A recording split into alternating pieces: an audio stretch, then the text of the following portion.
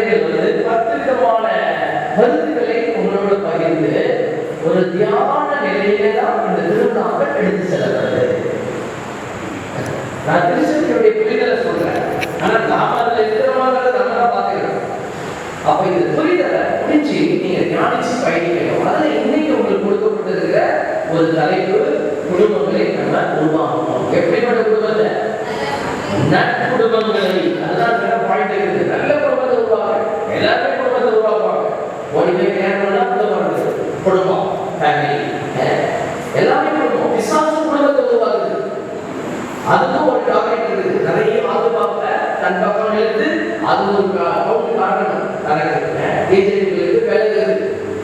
இப்ப நாம கடவுளுடைய ஏஜென்ட் அடிக்க விரும்புகிறோமா, பிசாசோட ஏஜென்ட் அடிக்க விரும்புகிறோமா? அதுதான் கேள்வி. இந்த கேள்விக்கு மத்தியில் தான் நம்ம பயணிக்கிறோம்.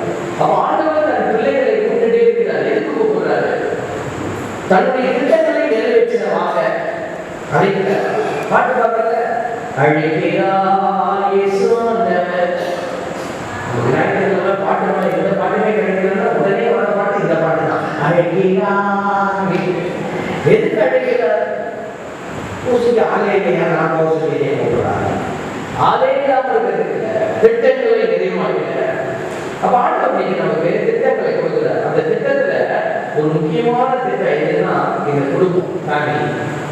பாருங்க, எபேசியர் எழுதப்பட்ட திருமுகத்துல 3வது அதிகாரம் 13லிருந்து 15 வரை எபேசியர்ல இந்த ஃபேமிலியை பற்றி ஒரு சின்ன வார்த்தை கிடைக்கிறது நமக்கு எவிடன்ஸ்.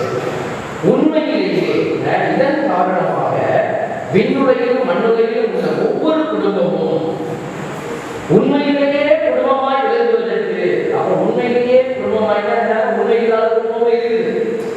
உண்மையிலேயே குடும்பமாய் விளங்குவதற்கு காரணமாய் இருக்கிற தந்தையிடம் நான் நன்றியை வேண்டுகிறேன். இப்ப இதுல கான்செப்ட் ரொம்ப முக்கியமா கிளாரிஃபை பண்றாங்க. குடும்பம் அப்படிங்கிறது ஏன் வந்தது, எதற்கு வந்தது, இது யாருடைய ப்ராஜெக்ட்? இந்த கோயில் கட்டுறோம், இன்ஜினியர் கட்டும்போது இன்ஜினியர் சொல்லுவாங்க, என் ப்ராஜெக்ட் தான் நடந்துருக்கீங்களா? பங்கு தந்தையை போட்ட உடனே பங்கு தந்தை பிளான்லாம் வரும்போது அவங்க சொல்லுவாங்க, இது என்னுடைய ப்ராஜெக்ட் தான், இதை சொல்லுவாங்க. இப்போ இந்த ஃபேமிலிங்கிறது யாரோட ப்ராஜெக்ட்?